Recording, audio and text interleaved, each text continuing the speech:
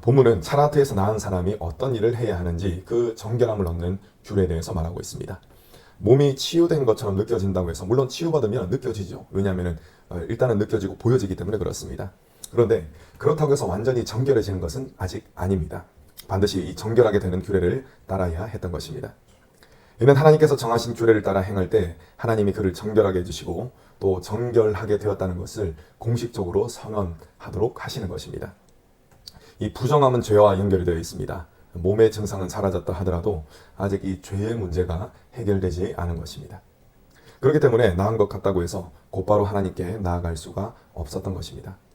그는 하나님께 속건제와 또 속죄제를 드림으로써 이 부정함에서 벗어날 수가 있었습니다. 이 나은 환자는 피로써 하나님께 나아갈 수가 있었습니다. 오늘은 본문을 통해 희생제물의 피의 의미가 무엇인지 그것을 함께 살펴보겠습니다. 이 환부가 난 차라트 환자는 반드시 하나님의 명령에 따라서 정결하게 되는 절차를 밟을 때 이 2마리의 새를 준비해야 했습니다. 이때 이제 성경학자들이 이야기하기를 이 새는 비둘기는 아니었다. 좀 이따가 제가 또 말씀을 드릴 텐데 이 비둘기는 다시 돌아오는 이런 성질이거든요. 그래서 이것은 합당하지 않다 해서 다른 새로 보았습니다. 자, 이때 백향목과 또 홍색실, 우술초를 가져오게 했습니다. 정확한 용도는 알 수 없지만 백향목은 빨간색을 띠고 있어서 이 핏빛을 나타내기 위해서 사용되어졌다라고 알려져 있습니다. 홍색실 역시 이제 빨간색이죠. 그래서 핏빛을 띠고 있습니다. 또 우술초는 정화시키는 능력을 이제 보여줄 때 그때 사용했던 식물이었습니다. 그래서 이 우술초에 물이나 피를 묻혀가지고 정결하게 되는 대상 있지 않습니까? 거기에 이제 우술초에다가 물을 이렇게 찍어가지고 또 혹은 또 피를 찍어가지고 뿌리는 그런 행위를 했던 것입니다. 또 제사장의 명령에 따라서 이 차라트 환자는 먼저 새 한 마리를 흐르는 물을 이제 이 질그릇에 받아가지고 그 안에서 새를 죽여서 피를 내도록 만들었습니다. 이제 또 다른 새 한 마리가 남아있죠. 이 새는 죽이지 않고 계속 의식을 진행합니다. 이 제사장은 백향목과 홍색실 또 우술초를 물에 담긴 질그릇에 담급니다. 백향목과 홍색실에 이 빨간색이 있다 그랬죠. 이 빨간색으로 인해서 이 담긴 물은 더욱더 빨갛게 보이는 것입니다. 제사장은 거기에 이제 우술초를 담근다는 것입니다. 그래서 이제 우술초를 꺼내가지고 이 핏물을 환자에게 7번 뿌립니다. 그리고 제사장은 그를 정하다라고 선언한 뒤에 살아있는 새가 있지 않습니까? 이 새를 이제 들로 날려보냅니다. 우술초를 가지고 핏물을 환자에게 뿌리는 순간 환자에게 있던 죄가 새에게로 옮겨가는 것이었습니다. 그리고 새는 어떻게 됩니까? 아주 멀리 사라집니다. 이것은 죄가 멀리 사라졌다는 것, 그것을 또 상징하는 것입니다. 이 예시 가운데 새가 죽임당하고 피 흘린 것과 또 다른 새가 이 죄악을 짊어지고 떠나간 것, 멀리 떠나간 것, 그것은 예수 그리스도의 십자가 사건이 떠오르도록 만듭니다. 환자의 정결함을 위해서 이 정결한 새가 희생되었듯이 죄가 없으신 예수 그리스도는 희생되으셨습니다. 그리고 죄가 없으신 예수님께서 이 십자가에서 모든 죄를 짊어지시고 죄의 문제를 완전히 해결해 주셔서 죄가 아주 멀리 사라지도록 만들어 주신 것입니다. 우리는 그리스도의 보혈로 씻김을 받아 속죄함을 얻었습니다. 또 정결함을 받은 자는 옷을 빨고 또 몸을 물로 씻는 그런 또 정결의식을 치러야 했습니다. 물로 온몸의 더러움을 씻어내듯이 우리는 이러한 정결의식을 거쳐서 거룩하신 하나님께 나아갈 수가 있는 것입니다. 여러분, 이 모든 것, 하나님께 나아가는 것, 이것도 어떤 것을 통해서 이루어졌습니까? 다른 것 없습니다. 예수 그리스도를 통해서 이러한 것이 이루어진 것입니다.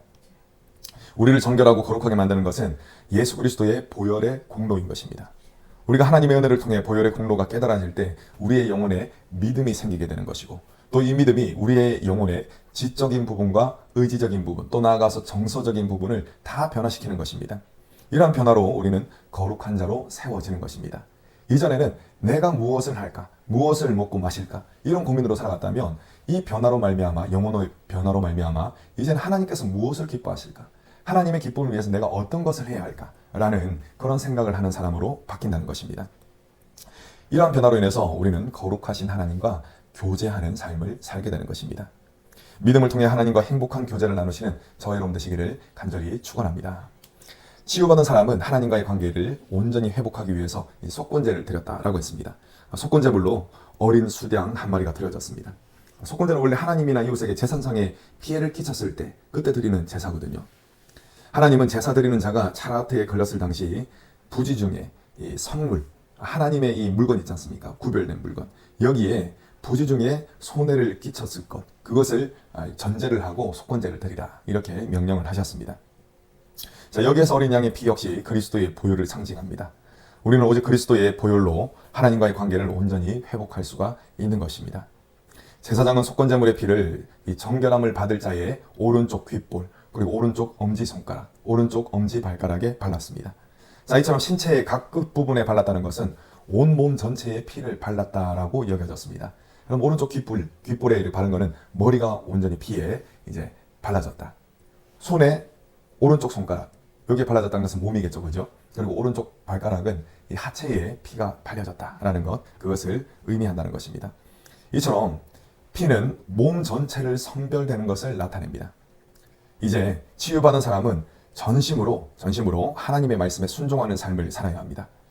자, 제사장은 속건제물의 피를 각 끝부분에 발랐지 않습니까? 이것처럼 이 피가 발렸던 곳에 기름을 발랐습니다.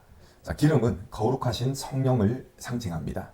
성령께서는 예수 그리스도의 보혈로 구속함을 얻은 자에게 오십니다. 이는 성령의 기름 부으심입니다. 우리는 예수 그리스도의 보혈로 거룩하게 구별된 성도입니다. 그렇기 때문에 반드시 성령의 기름 부으심이 있는 삶, 거룩한 삶, 그것이 마땅하다라는 것이죠. 여러분, 거룩한 삶이 어떤 삶입니까? 하나님께 영광 돌리는 삶인 것입니다. 내가 하나님 자녀다운 삶을 사는, 그러한 삶을 살 때 하나님께 영광을 돌릴 수가 있는 것입니다. 예수 그리스도의 보혈의 공로를 통해서 치유함을 받은 사람은 하나님께 나아갈 수가 있습니다. 그것을 보여주는 그런 장면이 오늘 본문에 기록되어 있는 것입니다. 이 모든 과정에 하나님의 은혜가 깃들어져 있습니다. 이 모든 은혜는 예수 그리스도를 통해서 가장 확실하게 드러났습니다. 누구든지 예수 그리스도를 의지하여 나아가면 그는 하나님께 받아들여지는 자가 됩니다. 여러분, 이처럼 하나님께 받아들여지는 것에 있어서 사람이 행사한 영향력은 전혀 없습니다. 모든 것이 은혜인 것입니다. 오직 은혜로 치유함을 얻고 나아가서 오직 은혜로 정결함을 얻게 되는 것입니다. 그렇기 때문에 은혜로 회복된 자에게는 넘치는 기쁨이 있는 것입니다. 여러분, 여러분에게는 예수 그리스도의 대속으로 말미암아 이런 넘치는 기쁨이 있으십니까? 또 여러분에게는 하나님의 자녀가 된 것으로 인한 기쁨이 있으십니까?